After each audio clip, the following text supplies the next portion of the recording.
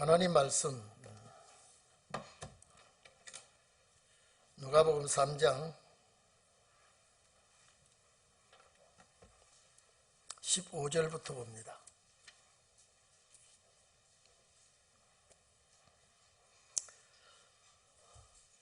누가복음 3장 15절 말씀부터 22절까지 옵니다. 다 같이 합독하겠습니다. 시작. 백성들이 바라고 기다림으로 모든 사람들이 요한을 혹 그리스도신가 심중에 의논하니 요한이 모든 사람에게 대답하여 가로되 나는 물로 너희에게 세례를 주거니와 나보다 능력이 많으신 이가 오시나니 나는 그 신들매를 풀기도 감당치 못하겠노라. 그는 성령과 불로 너희에게 세례를 주실 것이요 손에 키를 들고 자기 타작마당을 정하게 하사 알곡은 모아 곡간에 들이고 죽정이는 꺼지지 않는 불에 태우시리라. 또 기타 여러 가지로 권하여 백성들에게 좋은 소식을 전하였으니 분봉왕 헤롯은 그 동생의 아내 헤로디아의 일과 그의 행한 모든 악한 일을 인하여 요한에게 책망을 받고 이 위에 한 가지 악을 더하여 요한을 옥에 가두니라. 백성이 다 세례를 받을새 예루 세례를 받으시고 기도하실 때에 하늘이 열리며 성령이 형체로 비둘기같이 그의 위에 임하시더니 하늘로서 소리가 나기를 너는 내 사랑하는 아들이라 내가 너를 기뻐하노라 하시니라. 아멘. 이제 세상이 바뀌고 있죠. 율법시대에서 이제 세례요한이 등장을 하고, 세례요한이 등장하는 것은 뒤에 오시는 주님을 소개하고, 벌써 이거는 이미 구약 율법교에서 새로운 세상이 바뀌는 징조가 여기서 나타나고 있습니다. 오늘 우리가 성경 합독한 내용은 세례요한이 메시아를 증거하는, 메시아를 소개하는 내용입니다. 구약 말기에 참 우리는 그 시대에 살지 않았기 때문에 모르지만 성경을 보면요, 참 그 시대 사람들이 메시아를 얼마나 기다리고 학수고대했다고 하는 걸 알 수가 있습니다.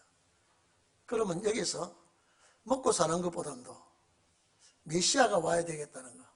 여러분, 기다린다고 하는 것은 현재 만족하지 않기 때문에 기다리는 겁니다. 메시아가 안 오셔도 은혜롭고 평화롭고 영적 생활에 문제가 없으면 메시아 안 기다립니다.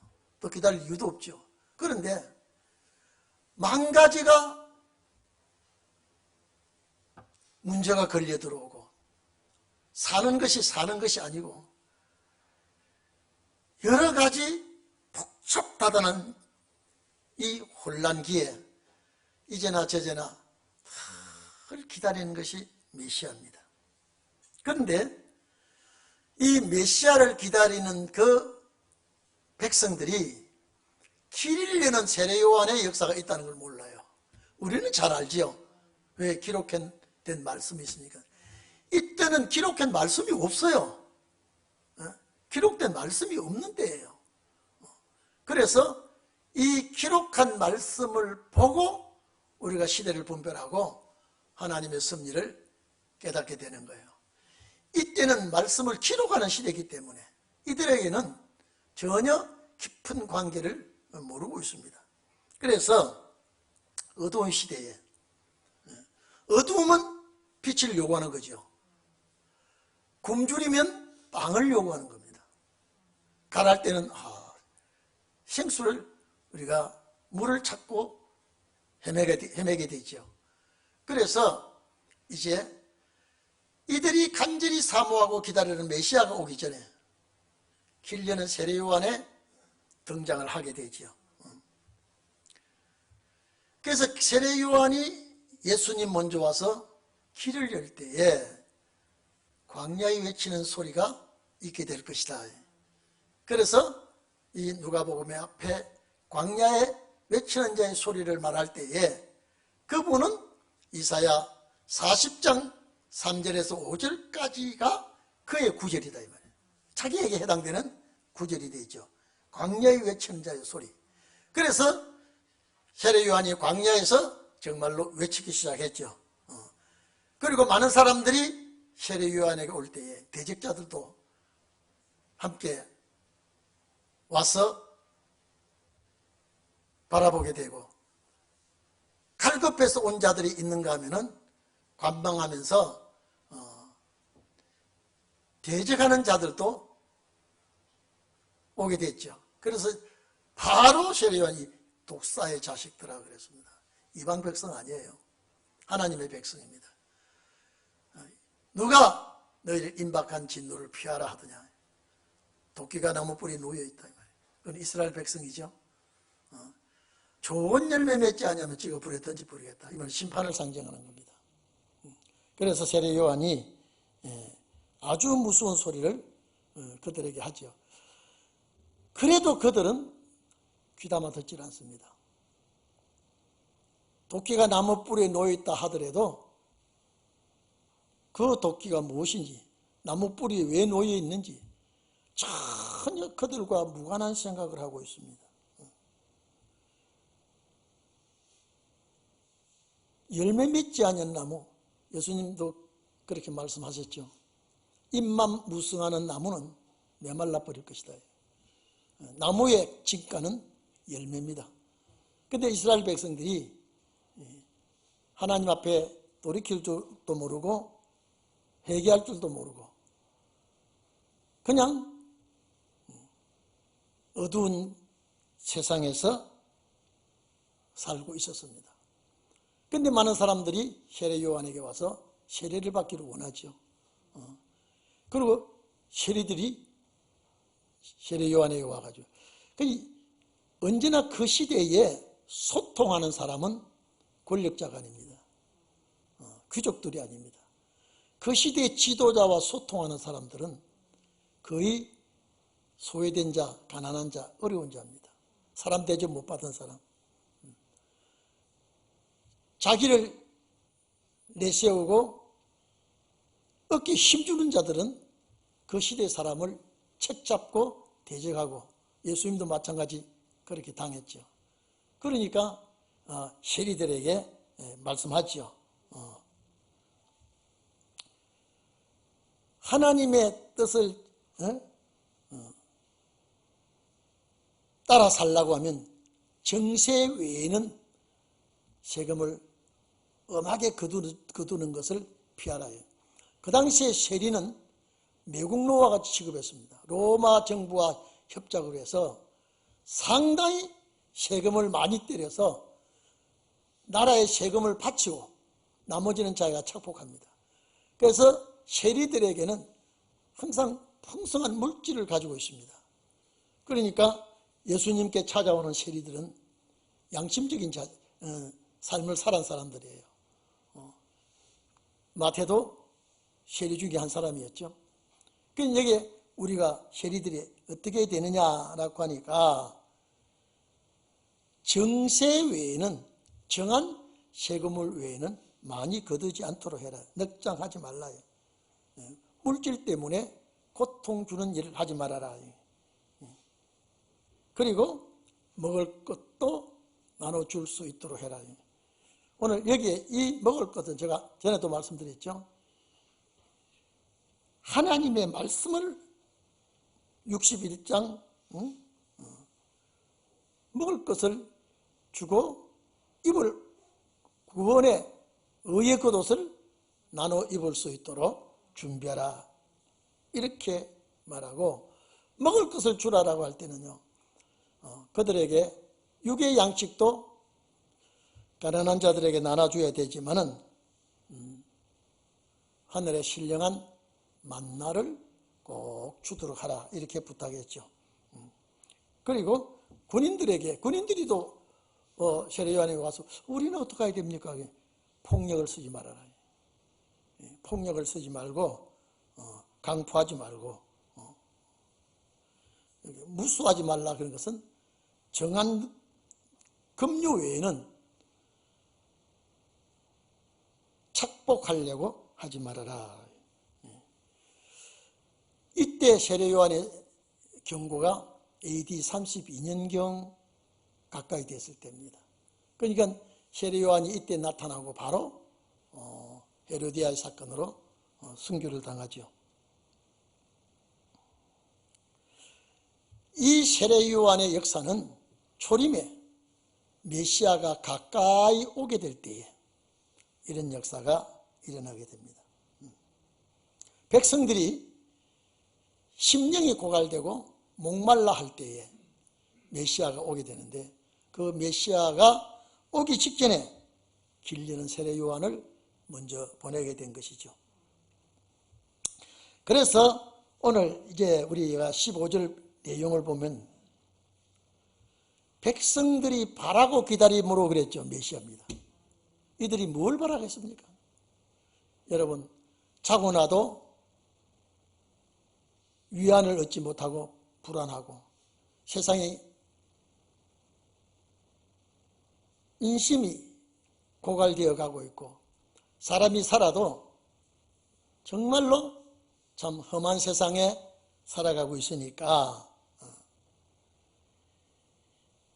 기다리던 메시아를, 세례요한을 보고 착각을 합니다. 저분이 능력이 있어. 율법주의자들과 같지 않아. 제사장들과 같지 않아. 혹시 우리가 착각을 하고 메시아인 그분을 모르고 있는 거 아닐까? 자, 그렇다면 그 시대 사람들이 얼마나 목말라 하는가를 우리가 알 수가 있죠. 간절히 메시아를 기다리는 그런 상황이 되어 있습니다. 그래서 그 시대에 세례요한의 역사를 놓고 메시아인 줄로 착각을 합니다. 자, 그러면 보세요.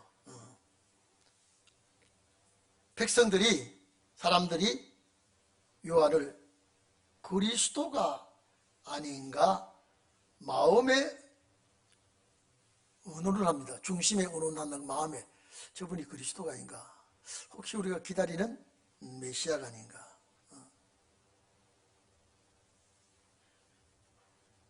자,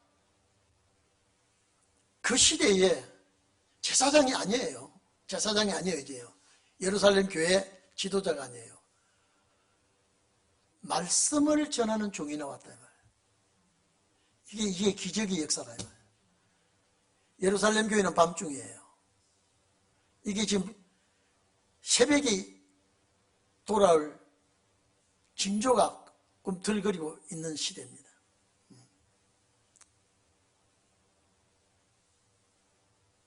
그들의 마음을 시원케 해주는 지도자가 나왔습니다. 그러니까 세례요한에 대하여 이제는 기대가 큽니다. 그때 세례요한은 나는 메시아가 아니다, 이렇게 말합니다.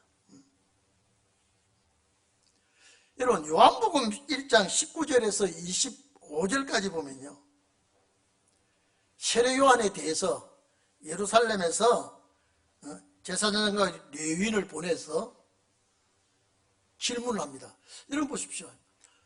참 구약교회가 혼란하고 깜깜한 어두운 밤중 같은 세상에서 한 지도자가 나와서 많은 사람을 가리키고 지도하고 이렇게 하니까, 당신은 거기에 당신은 누구냐라고 말합니다. 예루살렘에 파송된 자들이 당신 누굽니까? 엘리야입니까? 엘리야입니까? 그리스도입니까? 선지자냐 이 말이죠. 엘리야도 아니다 그랬습니다. 그리스도도 아니라 그랬습니다. 거기에 보면 요한복음 1장 보면 이사야가 말한 것과 같이 광야에서 외치는 자의 소리다. 주의 길을 곱게 하는 자다. 자기 소개를 그렇게 했습니다. 도대체 이 작자가 누구냐 이 말이에요. 어디 소속도 없어. 지금 소속도 없어요. 지금 어떤 종교인의 간판도 걸지 않았어요. 근데 대중이 걸로 모이게 되고 전혀 예루살렘 교회와 상관없는 그런 집회가 열리게 되니까 예루살렘에서 지도자를 파송하죠. 저 좀 알아봐라. 당연히 그리스도야? 아니야. 엘리야냐? 아니야. 선지자 중에 한 사람이냐? 나는 그렇지 않다. 나는 이사야 40장 3절 이하와 같이 광야에 외치는 자의 소리다. 소리는 지가 나는 게 아니다. 소리를 나게 해야 소리가 나오게 되는 겁니다. 나는 소리를 나게 하는 분 때문에 나는 소리분이다. 근데 나는 물로 세례를 베푼다. 내 뒤에 오시는 분은 지금 내 뒤에 오시는 분 누굽니까? 지금 메시아죠? 예수님이죠. 내 뒤에 오시는 분은 가히 짐작할 수 없이 위대하신 분이다. 나는 물로 회개의 세례를 베풀지만은 내 뒤에 오시는 분은 불과 성령 세례를 베풀 것이다. 그때 왜 세례 요한을 비난했느냐? 저 소속이 어디야 이 말이야. 도대체 누구야? 도대체 누구야 저게? 아니 저 작자가 세례도 베풀고 있어? 세례를 아무나 베푸는 게 아니거든요. 그러니까 이제 세례 요한이 자기 소개를 합니다. 오늘 여러분 이걸 뒤집어서 신혼의 날 은혜 시대의 마지막 신혼의 종들에게 여러분 한번 봐보십시오. 아마 여러분들이 말씀의 역사가 탁 터져나가면요 무섭게 공격을 할 겁니다. 저 사람이 어디 직장 나가서 품팔이 하던 사람 아니야? 저 사람이 저런 위인이 아닌데 왜 저런 소리를 하지? 아마 상당히 충격적인 소리가 많이 나올 겁니다. 세례 요한을 바라보고 막 사람들이 모이고 제사장들과 서기관들이 말 같은 말을 하지 않냐고 말씀을 전하니까 시기심도 나고 그 정체를 알고 싶어하고 이럴 시대입니다. 세례 요한의 입에서 나온 말이 영을 소생케 하고 마음을 시원케 하니까 여러분 입에서 나오는 말이 신혼의 말씀으로 갈급한 자의 마음을 시원케 하면요 그들은 시원하고 감사하다 할망정 오늘날 제사장 같은 지도자가 공격할 것입니다. 그게 마태복음 10장 아닙니까? 아무것도 육신을 위해서는 준비하지 말고 그냥 가면 일꾼이 제 받을 것은 받을 수 있게 될 것이다. 먹을 것도 입을 것도 여비도 준비하지 말고 하나님의 뜻을 행하도록 하라고 나가는 마태복음 10장은 그게 신혼의 날의 역사입니다. 은혜시대의 역사 아닙니다. 사도행전 1장 8절 이하가 은혜시대의 역사입니다. 유다와 예루살렘 사마리아 다 주님의 십자가 부활이 증인이 되더라고 하는 거죠. 앞으로 신혼의 날 정도 많은 사람이 이제 여러분을 귀하게 보는 사람이 있는가 하면 하찮게 여기고 인격적으로 아마 모독하는 사람도 있을 것입니다. 그 세례 요한이 예수님을 소개하지 않습니까? 내 뒤에 오시는 분 대단한 분이야. 그분은 대단한 분이야. 자, 나는 그분의 신들매를 풀기도 감당할 수가 없다. 네, 이 말은요, 왕과 제사장들, 귀족들만이 신는 신발, 스미는 신지를 안고 다녔습니다. 그 당시에요. 신발을 신는다 그러면 샌달 정도입니다. 구두가 어디 있습니까? 스리퍼 같이 샌달 정도지 요사이 신발 같은 그런 신발이 아닙니다. 그런데 여기 세례 요한이 얼마나 자기를 낮춘 거니까요. 주인의 신발끈을 풀고 매어주고 하는 그런 일하는 사람은요, 하인 중에 제일 말단 하인입니다. 무슨 말씀 이해됩니까? 주인의 신발을 풀어주고 매주고 하는 정도라면요, 이거는 말단 종이 하는 일입니다. 그리고 주인이 들어갔을 때는 그 신발을 보관을 합니다. 종이요. 또 꺼내주고. 만약에 주인이 필요 없지 않으면 그 신발을 또 집으로 가서 간직해 둬야 됩니다. 세례 요한은 뒤에 오시는 분에게 나는 그런 분이다. 그런데 그 당시에 사람들이 이해가 될까요? 이해가 될까요, 그게? 나는 내 뒤에 오시는, 언제나 사람들은요, 자기를 내세우지 남을 내세우고 나는 아주 납작 엎드리는 사람 거의 없습니다. 자기를 알아주기를 소원하고, 자기를 알아줄 때에 어깨 힘을 주고, 그렇지 않습니까? 이 모든 사람은 다 그렇습니다. 그런데 세례 요한은 예수님을 소개합니다. 내 뒤에 오시는 분. 그래서 세례 요한이, 또 예수님이 세례 요한에게 그랬지 않습니까? 여자가 난 중에 세례 요한보다 더 큰 자가 없다. 뭐 키 큰 걸 말하는 거 아닙니다. 여자가 낳은 자 중에 세례 요한보다 큰 자가 없다 하는 것은, 그러면 그 당시에 세례 요한이 왜 그렇게 큰 사람이냐? 예수님의 길을 예비한 사람이에요. 메시아를 본 사람이에요. 특별히 하나님의 아들 메시아에게 세례를 베푼 사람입니다. 여러분, 우리가 세례를 받는 분이 높은 사람입니까? 세례 주는 사람이 높은 사람입니까? 세례 주는 사람이 높은 자죠. 그래서 세례 요한이 아이쿠 난 안 됩니다. 네가 나에게 세례를 베풀어야 의를 이룰 무엇이라고 하니까 순종했습니다. 그러면 세례를 베푼 자가 세례를 받는 자보다 위라고 하면, 세례를 명령하는 자가 위에 있습니까? 그 명령에 순종하는 자가 위에 있습니까? 명령하는 자죠.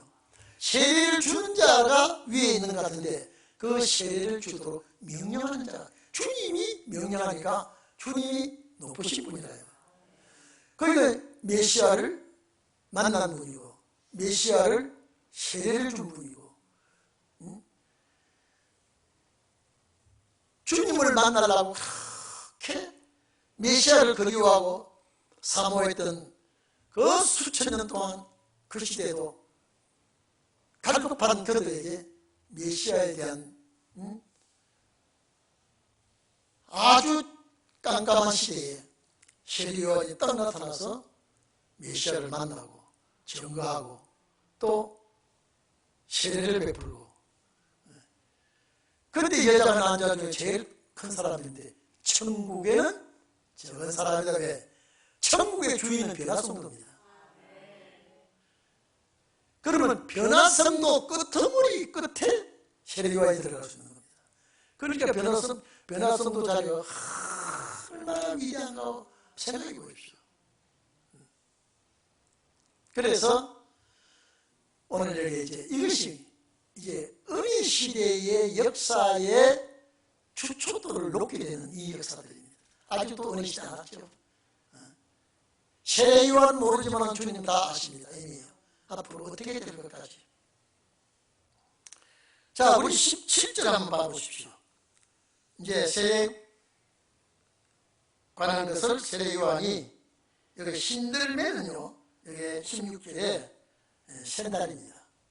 이 신들매라는 이 단어가 샌달이라는 스리파 닮은 같은 단어입니다. 그래서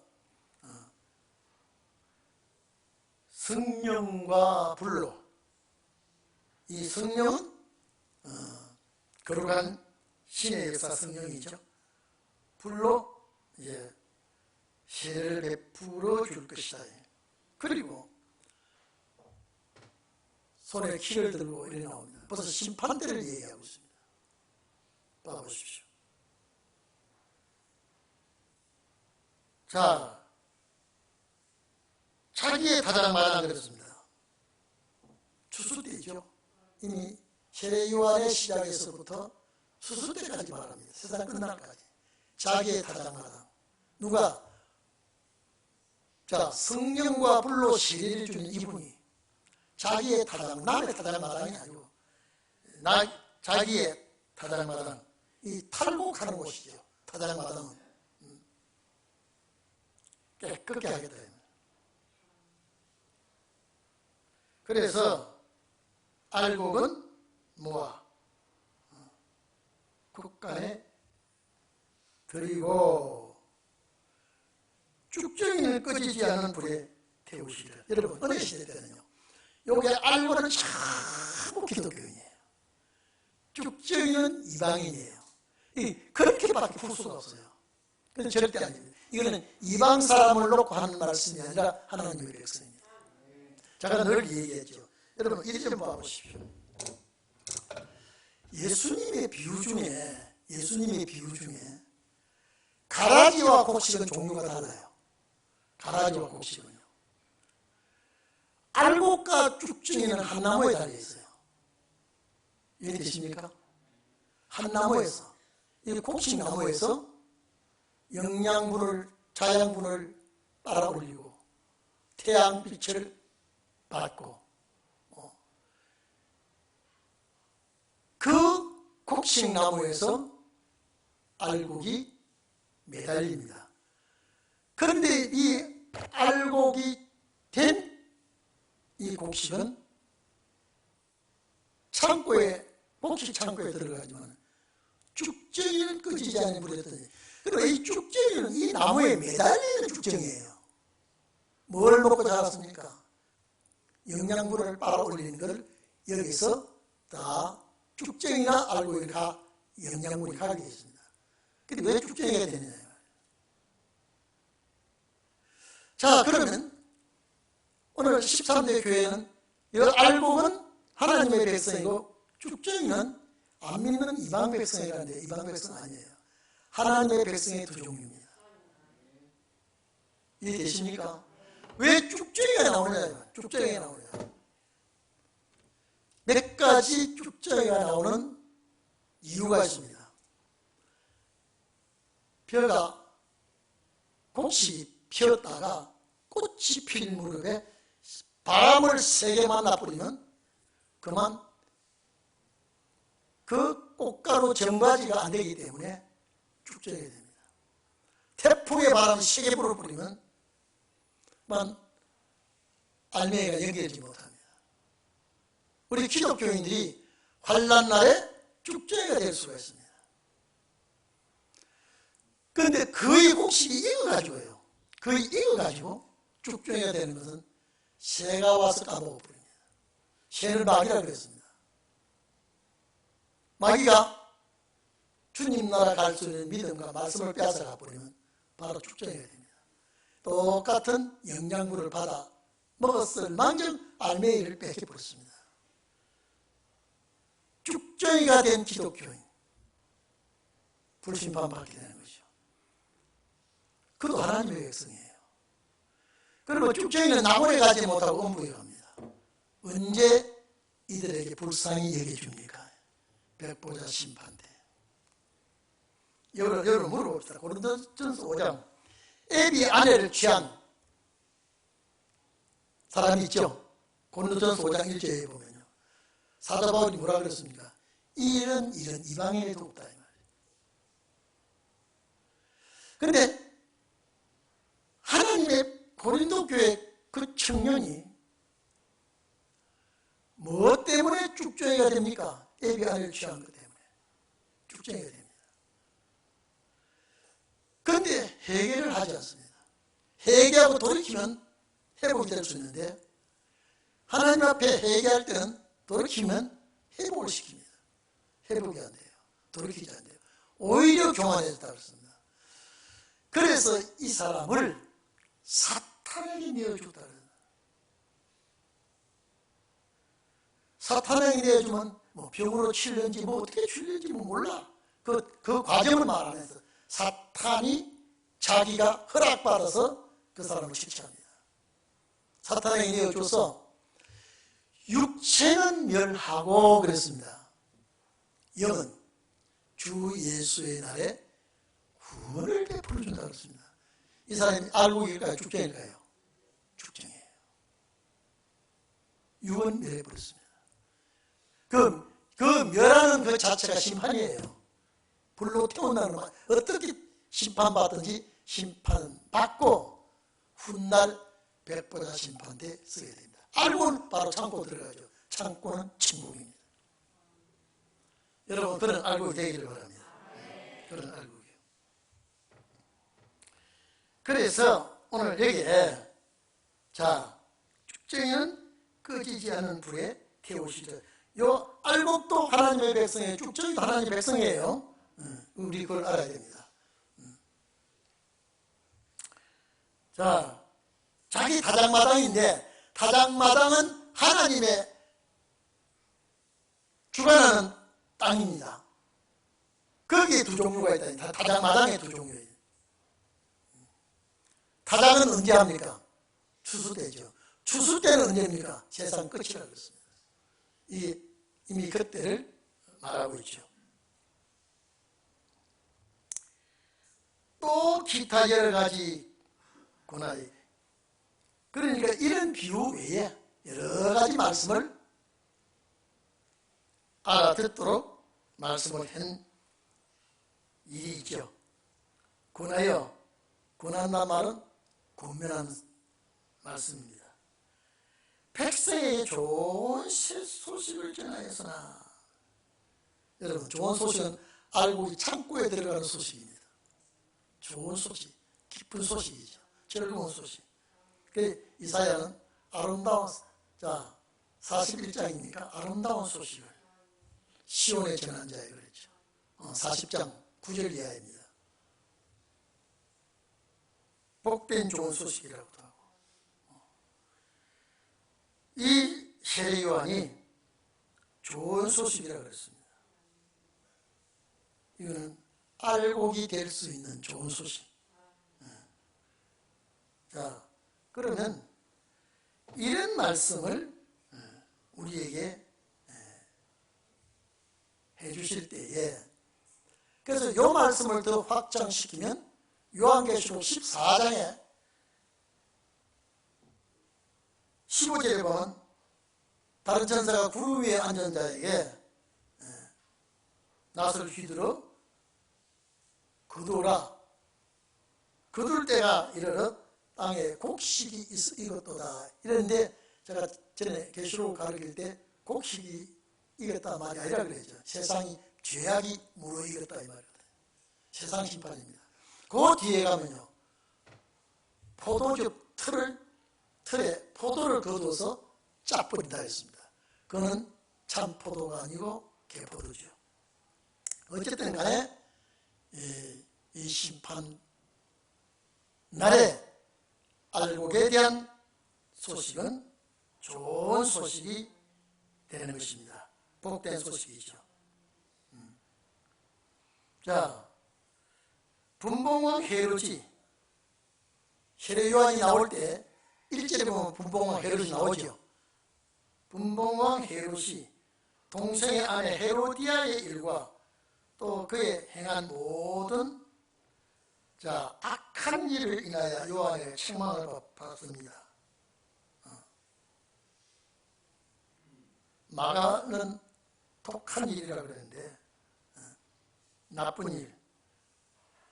그런데 여러분요, 이게 헤롯 왕이 동생의 아내를 빼앗아 취합니다. 근데 아무도 그걸 나쁘다고 말하는 사람이 없어요.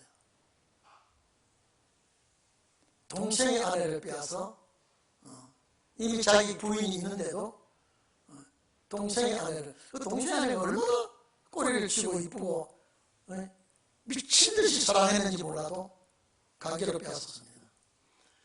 그런데 아무도 그것을 책망하는 사람이 없어요. 그런데 시레온이 왕으로서 할 일을 못하고 있다. 그건 아주 나쁜 일이다. 그러니까 여러분요, 절대 나쁜 사람을 보고도 좋다고 해야 좋지, 나쁜 사람을 놓고도 나쁘다고는 절대 싫어합니다. 도둑놈을 보고 도둑놈이라 그러면요, 자기 도둑놈 해라 그래요. 전에 그 조세희 잡혔을 때 왜 너 도둑질하고 강도질 했나, 그런 나쁜 짓을 하냐니 뭐라고 그랬으면, 내가 나쁜 짓을 하지 않았는데 왜 이렇게 잡아 가더니 뭐라 그래. 왜 이렇게 나쁜 짓 하냐. 내가 있는 사람 빼앗아서 없는 사람 주려고 하는 게 얼마나 선한 일이야. 그러니까 저게 형사가 웃으면서 그게 너 말이라고 하는 거예요. 나는 내 먹으려고 하는 게 아니라 없는 사람 나눠주려고. 저 사람이 안 나눠주니까, 있는 거 가지고 안 나눠주니까 내가 빼앗아서 나눠주려고 하는데 그게 뭐 잘못이냐고. 그 말이에요, 그게요? 절대 도둑을 도둑이라 하면 그 사람 아니라고 그럽니다. 오늘 헤롯 왕이 얼마나 악한 왕인지 아주 악한 왕으로 명성이 차지합니다. 그런데 책망하니까 이건 왕을 꾸짖은, 여러분, 좋은 일은 안 꾸짖어도 잘못하고 나쁜 일은 꾸짖는 것이 선지자입니다. 그래서 여러분요, 선지자는 정치인과의 충돌이 왕왕 일어납니다. 정치인. 왜 이사야, 엘의 모든 일이 선지자들이 왜 수비하고 죽습니까? 정치 잘못한다고? 종교 잘못한다고? 정치인을 책망하고 종교인을 책망하고 이렇게 책망하니까 듣기 싫어하죠. 그게 선지자입니다. 그래서 마지막 주의 종도 선지자적인 사명을 가지고 있어야 돼요.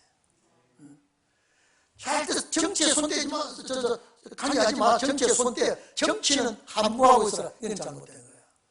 정말로 그 시대에 옳은 지도자는 정치를 잘못할 때 지적해 줄 수 있는 자가 선지자입니다. 잘못한 것을 책망하는 것이 선지자입니다. 그래서 이것 때문에 옥에 갇혀버렸습니다. 여러분, 바른 말 했다고 옥에 갇혔습니다. 투옥되죠. 자, 19절에 그 헤로디아 사건으로 인해서 책망을 헤롯이 받으니까, 자, 옥에 갖다 버리죠. 나쁜 짓을 하나 더 했습니다. 하나님의 사람을 투옥시키죠. 여러분, 이 누가복음 9장 7절로 9절에 보면요, 예수님이 나타나서서 이제는 사도 요한의 뒤를 이어서 역사를 하니까 헤롯 왕이 지금 내가 죽인 세례 요한이 살아나지 않느냐 깜짝 놀랍니다. 엘리야가 나타났구나. 이 옛 선지자가 살아서 나왔지 않았느냐. 왜 이런 일이 헤롯 왕이 말합니까? 마가복음 6장 17절 이하에 보면요, 거기는 자세히 설명이 되어 있습니다. 헤로디아 빌립의 아내 헤로디아와의 부정한 사건 때문에 투옥이 되었는데, 이 헤로당의 잔치 때 여러분 보십시오. 어두움은 어두움끼리 참 연합이 잘 됩니다. 여러분, 우리 지금도 마찬가지입니다. 지금도 나쁜 짓 하는 사람들은 나쁜 짓 하는 사람들끼리 똘똘 뭉칩니다. 자기가 나쁜 짓 한다고 생각 안 합니다.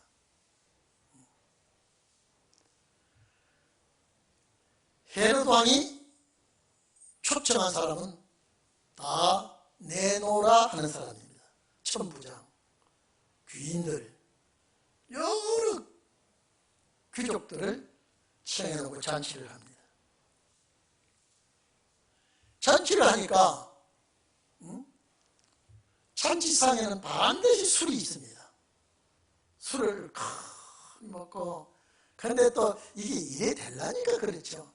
헤로디아의 그 계집이 조그만 애가 와서 춤을 기가 막히게 잘 추니까 왕이 술 취한 취기를 가지고, 아, 참 이쁘고 춤 잘 춘다. 내가 선물을 해야 되는데 뭘 선물할지 모르겠다. 얼마나 이 헤롯 왕이 허풍을 떠는 거예요. 나라의 절반도 띄워주겠다.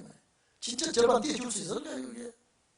그러니 여기에 또 쪼로 애매한 데가 가지고 왕이 지금 아주 귀한 선물을 하사하겠다고 하니, 우리 뭘 달라고 하면 귀한 우리가 보물을 하나 받아야 되는데, 선물을 하나 받아야 되는데 뭘 달라 할까요? 눈에 가시처럼 여기던 이 헤로디아가 세례 요한의 목을 달라 그래요. 깜짝 놀랍니다. 소반에 담아달라 하니까. 헤롯 왕이 그렇게 그 계집애가 세례 요한의 목을 베어달라고 상상도 하지 못했죠. 그러니까 이날까지 우리의 관계를 책망한 사람은 세례 요한밖에 없어. 저를 제거해야 되겠다. 그러니까 어둠에 속한 왕이 어둠에 속한 그 시대에 유명한 사람 불러놓고 잔치를 벌였는데, 왕은 말이 법입니다. 이걸 어쩔 수가 없어요. 어떻게 해야 되겠냐. 그러니까 거기에 참석한 사람들이 왕의 말이니까 실천해야 됩니다. 왕의 말이니까. 그렇지 않은 왕이 군의가 없습니다. 나라 다스리지를 못합니다. 왕의 말은 곧 법이니까. 그래서 왕이 명령을 하고 세례 요한이 참수형을 당합니다. 그 당시에 세례 요한 부모와 그 당시에 세례 요한을 선지자로 여기고 따라다니는 사람들이요, 복통을 칠 일입니다. 한번 생각해 보십시오. 그렇게 젊은 나이에 아주 죄도 없이 누명을 쓰고 처형을 했습니다. 그 천부장들과 위인들이 훈수를 줬거든요. 왕이 그것은 안 됩니다. 세례 요한을 죽일 수는 없습니다. 그렇게 될 수는 없습니다. 다른 선물을 정해 줄 수는 있어도 세례 요한의 목을 베어줄 수 있습니다. 그거는 안 됩니다. 그런데 오히려 훈수를 둡니다. 그렇게 하라고요. 그래서 세례 요한이 아주 젊은 나이에 순교를 하게 되죠. 그래서 요한이 옥에 가두어 넣었으나 이제 결국 죽임을 당하게 되죠. 여기 21절 22절은요 복음서에 다 들어있습니다. 세례 요한이 예수님께 세례를 베풀 때에 예수님 이랍니다. 나 세례 좀 베풀어 달라니까. 아이고 안 됩니다. 내가 어떻게, 내가 세례를 받아야 되는데 어떻게 내가 메시아에게 세례를 줄 수 있습니까? 네가 나에게 세례를 베풀어야 의를 이루는 것이다. 그래서 세례를 베풀게 됩니다. 이제 세례 요한이 순종을 하죠. 그 세례를 베풀고 올라올 때에 하늘이 열리고 하나님의 성령이 비둘기같이 임하고 이는 내 사랑하는 아들이라 그랬죠? 하늘의 소리가 이는 내 사랑하는 아들이요 내 기뻐하는 자. 세례 요한이 그 음성을 듣습니다. 그래서 하늘문이 하늘이 열렸죠. 성령이 형체로 비둘기같이 그 위에 임하시더니 여기도 하늘에서 소리가 나기를 너는 내 사랑하는 아들이요 내가 기뻐하는 자라. 그래서 우리나라가 신혼의 날에 사명국가가 확실합니다. 세례 요한이 세례를 베풀 때 하늘 문이 열릴 때 우리나라가 처음 생길 때 하늘 문이 열려서 그래서 개천절은 10개째 하늘이 열려서 나라가 생긴 나라가 대한민국이에요. 세계에서 그런 나라 없어요. 여러분 세계에서 개천절 지키는 나라 있어요 없어요? 없어요. 우리나라는 개천절이 하늘이 열려서 나라가 생깁니다. 그래서 이 사명국가구나. 사명국가니까 예수님은 큰 사명자니까 하늘이 열렸는데 우리 대한민국은 큰 사명국가니까 하늘 문이 열렸구나. 제 해석이 잘못된 거 아니죠? 잘못된 거 아니잖아요? 사명국가에 하나님이 역사하시고 하늘을 열었구나. 그래서 이 역사가 계속 시작이 됩니다. 그런데 이때 예수님 나이가 30세쯤 되더라. 여러분 30세쯤 그러면 공생의 복음 역사 몇 년요? 3년입니다. 그래서 여기서 이제 23절부터 자 복음 역사가 세례 요한의 바톤을 예수님이 받아서 이어갑니다. 이 바톤을 사도들에게 오순절날 이어줍니다. 그 바톤을 우리가 이어받습니다. 이렇게 역사가 진행이 됩니다. 여러분들의 사명이 엄청 큰 사람입니다. 이건 엄청 큰 사람입니다. 그 이유는 개천절 국가에 떠나는 게 사명자의 축복이고 또 신혼의 날이 임박했을 때에 여러분이 말씀 준비하니까 축복의 역사입니다. 여러분들이 그렇게 사명이 크다고 믿기를 바랍니다. 여러분 옆 사람은 인사합시다. 당신은 대단히 큰 사명자입니다. 시작. 대단히 큰 사명자입니다. 확실합니까? 그런데 말은 시키니까 하지만 기뻐서 웃는지 설마 싶어서 웃는지 그걸 모르겠어요. 여러분 각자 내가 이래도 하늘 문이 열린 나라에 사명자로 지금 말씀을 준비하고 나요. 두고 보세요.